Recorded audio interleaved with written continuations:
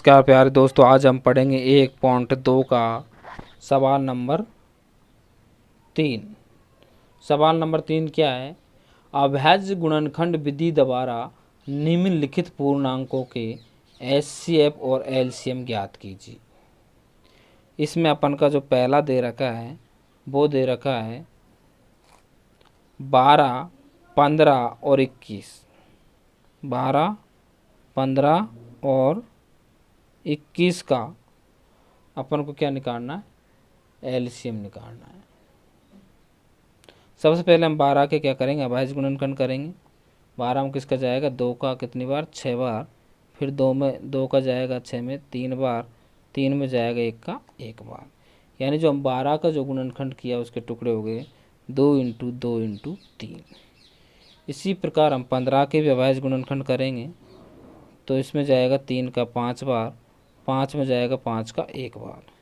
यानी जो हमने 15 के जो अभाज्य गुणनखंड किए वो आ गए 3 इंटू 5।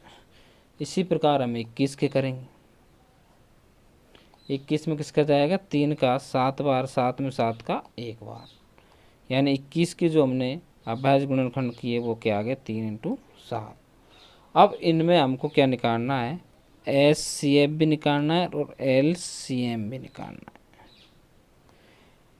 अब पहले बता दिया हमने इससे पहले जो सवाल किए उनमें कि एचसीएफ निकालेंगे जब तीनों में वो संख्या कॉमन होनी चाहिए। देखो 3 यहाँ भी है, यहाँ भी है, यहाँ भी, तीनों में, तो इसके अलावा और कोई संख्या कॉमन नहीं है तो इसको हम लिख लेंगे 3। अगर कोई कॉमन नहीं होता तो इसका एचसीएफ क्या हो जाता? 1। तो यहाँ 3 कॉमन है तो 3 लिख दिया हमने। एचसीएफ तो कितना आ गया? 3। अब एलसीएम देख ली, जो कॉमन उसको तो हम लिखते हैं एक बार ही, तो ये लिख दिया। इसके अलावा और संख्या है कॉमन क्लब, उनको भी हम लिखते हैं। देखो इसमें 3 तो बाहर ले लिया अपन ने, तो 2 इंटू 2 और है। दूसरे स्टेप में 5 है। तीसरे स्टेप में क्या बचा? 7 बचा। अब इनको गुणा कर लेंगे। 3 दूनी 6, 6 दूनी 12, 12 पंजे 60, 60 गुणा 6 करेंगे 420। तो इसका उत्तर आ जाएगा 420। अब इसका सेकंड पार्ट है, क्या है? 17, 23 और 29 का निकालना एलसीएम और एचसीएफ। अब देखो 17, 23 और 29 तो अपने आप में क्या है? अभाज्य संख्या है। क्या है? 17 भी अभाज्य, 23 भी अभाज्य और 29 भी अभाज्य। तो यहाँ से स्पष्ट हो जाता है कि इनमें कोई संख्या कॉमन नहीं है, तो इनका एचसीएफ क्या होगा? 1। अब एलसीएम देखते हैं। एलसीएम क्या करेंगे? हम तीनों संख्याओं को गुणा कर लेंगे। 17 इंटू 23 इंटू 29। 17, 23 और 29 को हम जब गुणा करेंगे तो ये आएगा 11,339। क्योंकि इतना टाइम नहीं है हमारे पास तो कि आपको कैलकुलेशन करके दिखा सकूं। तो इस प्रकार ये अभाज्य संख्या थी। अभाज्य संख्या का एचसीएफ 1 होगा और एलसीएम तीनों संख्याओं को गुणा कर लेंगे।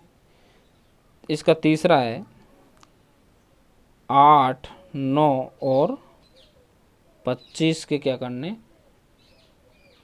एलसीएम और एचसीएफ निकालने हैं। तो 8 का हम अभाज्य गुणनखंड करेंगे तो कितना आएगा? 2 बार 4, 4 में 2 का 2 बार, 2, 2 में 2 का 1 बार। तो 8 के जो अभाज्य गुणनखंड होंगे वो 2 इंटू 2 इंटू 2। इसी प्रकार 9 के अभाज्य गुणनखंड करेंगे। 3 का बजाएगा 3 बार, 3 में 3 का जाएगा 1 बार। तो 9 के जो अभाज्य गुणनखंड होंगे वो होंगे 3 इंटू 3।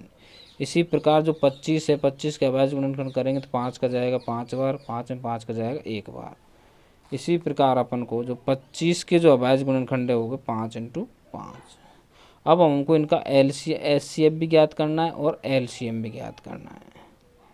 जो एचसीएफ ज्ञात करेंगे तो इनमें कॉमन क्या है? कॉमन कोई भी संख्या नहीं है तो क्या आ जाएगा? 1 एचसीएफ। अगर कॉमन नहीं है कोई संख्या तो एचसीएफ क्या आएगा? 1। अगर एलसीएम देखते हैं हम यहाँ तो सारी संख्या आ जाएगी 2 into 2 into 2 into 3 into 3 into 5 into 5। 2 गुणा 2 गुणा 2 करेंगे तो कितना आ जाएगा? 8। 3 गुणा 3 करेंगे 9 और 5 गुणा 5 करेंगे 25। इनको सबको गुणा कर लेंगे अपन, कितना आएगा? ये आएगा 1800। ये इनका हो जाएगा एलसीएम।